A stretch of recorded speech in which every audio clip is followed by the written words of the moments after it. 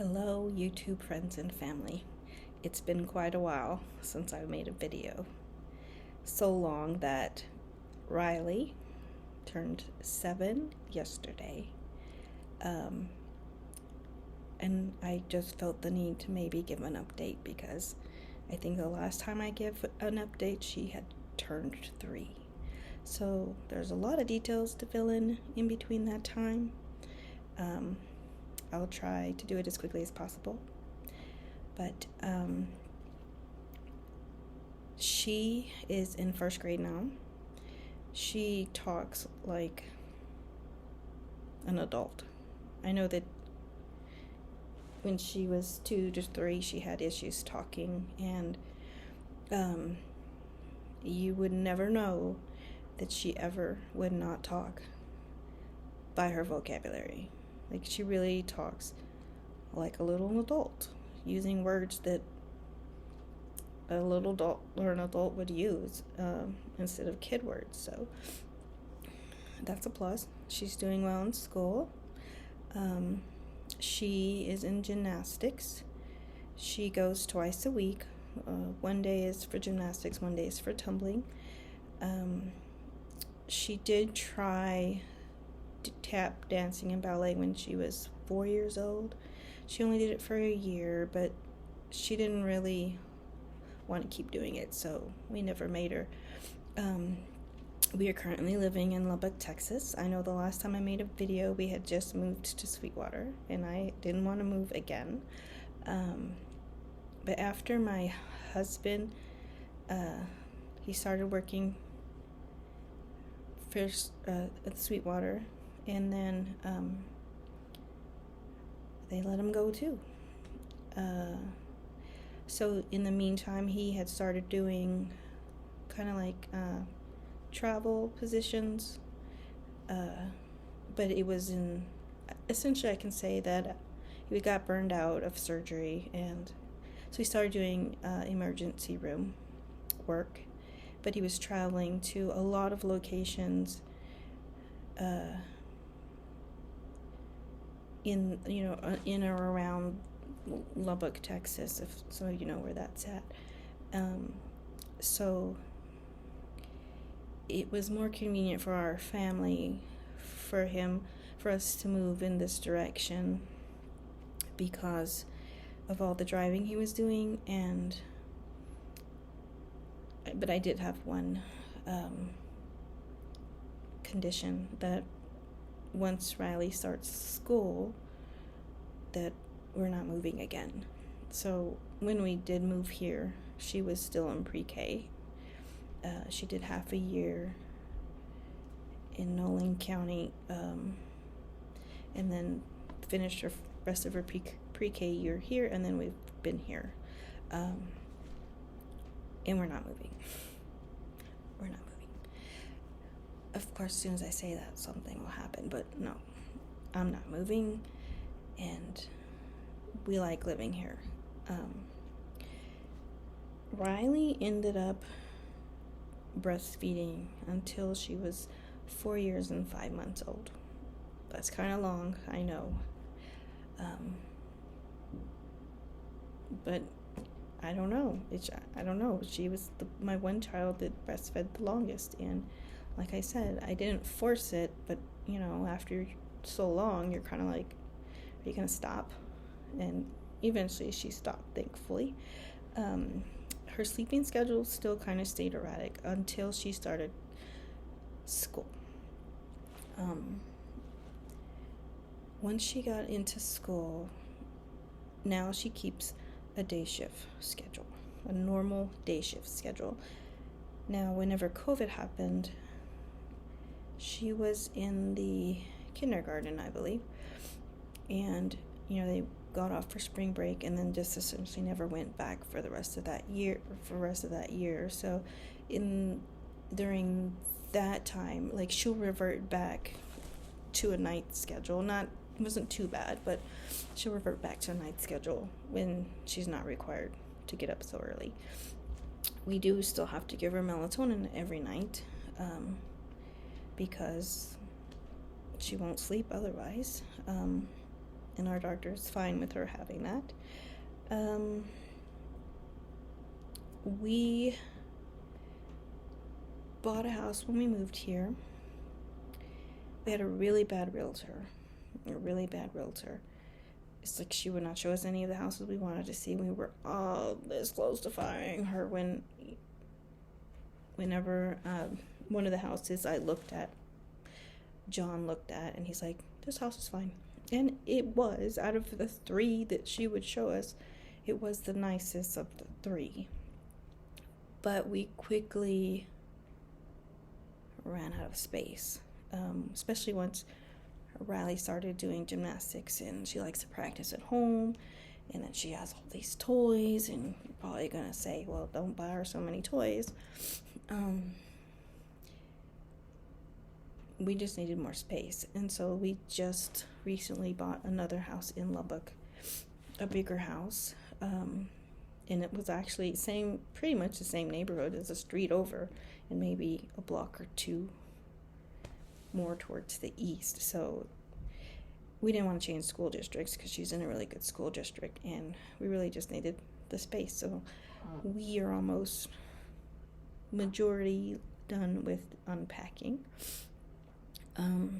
Maybe when I get a chance I can do a video tour if you're interested. Right now I'm actually in a hotel room. I'm filming in a hotel room, but I started law school the fall of last year. So I am in my second semester of my first year, and I am attending Mitchell Hamlin School of Law. That is in St. Paul, Minnesota. They have a blended program, a part-time blended program, which allows me to take a part-time schedule so that I can still function as a wife and a mother, yet fulfill my dreams of becoming an attorney. We are required at the beginning, at the end of each semester, to attend prep week and then capstone week. Normally it's in person, but because of COVID, they've just made it optional. Either you can go in person or you can log in synchronously with everyone else. And because her birthday was this week, I didn't want to be gone, because at least being in a hotel in town, I can in the evening go over, and her dad had gotten her a little cake, so I just want to see her on her special day. And but I'm in a hotel because I'm just not going to get the peace and quiet that I would get if I were home. If she knows I'm in the house, she's going to bother me. And, it goes all day. And it's from Sunday to Saturday. And it's from 8:30 in the morning until 6 o'clock every night. Except today we got off a little early.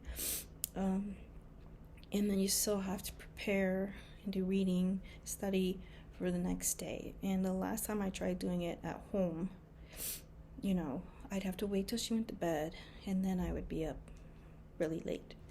So an arrangement that my husband and I agreed upon was that I would stay in a hotel so I could just 100% concentrate on law school, and he takes off the whole week so that he can take care of Riley and take care of the house. So he's very supportive.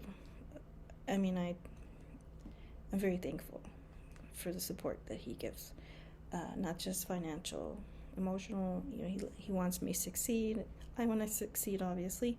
So he allows that to happen. He allows those opportunities for me. I'm trying to think what else to tell you about. Why did I decide to go to law school? I was 45, now I'm 46. And I've always wanted to be an attorney. I don't know if I've ever mentioned that in any previous videos. That was something I wanted to do as a small child. Not small, but I think around age 9. When I got to high school, of course, I fell in love with medicine or the human body or biology, and then that's when I wanted to be a forensic pathologist. But then, of course, as I'm sure I've mentioned in my history, I got pregnant in high school, so I became a nurse. And I have been a nurse for 26 years this year, I believe. And just kind of stair-stepped it. Had my LVN, got my RN, and then got my bachelor's. And then I was trying to decide between trying to get my master's in nursing or trying to go to law school. And I really wanted to go to law school. So I prepared, took the LSAT. I think I applied to 10 schools. And I didn't know a lot about these online schools. You know, the only one I was aware of was fully online was in California, but they were not accredited by the Bar Association. So you could only practice in California unless you planned on working at like federal. That's the only way you could practice in the state you lived in, and that was not anything I wanted to do. So when I started looking at law schools, I found, I think at the time there's 8 online/hybrid accredited by the American Bar Association. And so I researched those, and I applied to 10 law schools. I don't think I applied to all 8. I think I applied to maybe 4 of the hybrid blended schools, and then 6 brick and mortar law schools.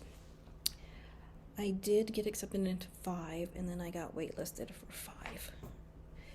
But I was never denied, so I guess that's a plus, I don't know. And then I had like top 3 out of those, and then I really just looked at the programs and what was going to work for me and my family, and Mitchell Hamlin School of Law seemed to be the best. I don't regret that decision. It's a really great school. There is a lot of support for you. There's a lot of diversity in their law school. They're trying to change the face of law and bring in more people of color, and I really appreciate that. So it is a rigorous program, as I think all law programs are. But anyway, so that's what I'm doing. That's what I've been doing. John now works exclusively in Lubbock. He works at emergency, like a private standalone emergency room here in Lubbock, and he really likes it, and it's nice because it's 10 minutes away from our house. And although he has to obviously stay there when he does his shifts, he can schedule himself however much or however little he wants to. Of course, because he's a workaholic, he's always working. That's not something I make him do, I promise. I encourage him to take time off. But he doesn't listen to me. But anyway, he likes his job and he likes what he's doing. We like living here. Yeah, I think that's it. Riley, I'll try to post a picture, or maybe try to put the thumbnail as her, or maybe try to add a video at the back of her. I'm not sure. If I can figure that out, I'll do it. And I think that's it. Just taking it day by day, one day at a time. Although this first year has gone by so fast in law school. It's crazy. It's good because it will feel like I'll be done soon. In the program I'm in, because it is part-time, you can finish in 4 years. Now you have the option of taking extra classes during the summers if you want to graduate in 3 years or 3.5. And I've decided that I'm going to try to graduate in 3.5. I probably could have done it in 3, but if I did that, I would be graduating at the same time that my son second son would be graduating high school, and I didn't want to overshadow that. Like, the focus needs to be 100% on him. But I didn't want to wait till 2025, so I figured I'd compromise and get enough extra credits that hopefully I can graduate in December of 2024. So that's my plan with that. I don't know what field of law 100% yet I'm going or want to practice, because there's so many routes to take, you know. I could, of course, always do some type of health law because of my medical background. Public interest interests me. Immigration interests me, but I'm not sure if I know enough Spanish. I can understand it, and I can talk conversationally, but I'm not sure if I could do much more.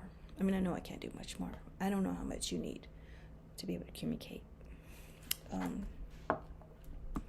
Let me see. We hired a babysitter to take care of Riley when she gets off of school until 6 o'clock. I was like, I treat this as a full-time job. So from 8:30, I mean, I drop her off, get her ready for school, take her to school, and then I did rent an office at in town, a small one, just one room in a office building, because the house that we had before, the one we just bought, there was the sound carried, and there was nowhere that I could just concentrate. So it was decided that I would just rent an office. And so then my oldest son, who lives with us, he will pick her up from school, and then she takes care of her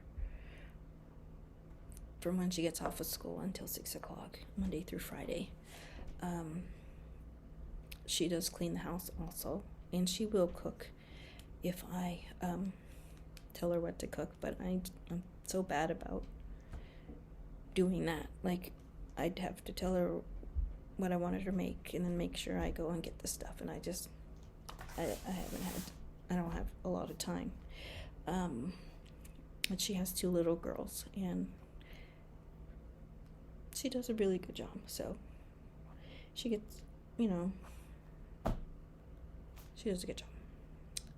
And I think that's everything I have to say. Thank you for listening. Sorry the video's long. If you have any questions, you know what to do. And I hope that you guys are all doing well. Have a great day.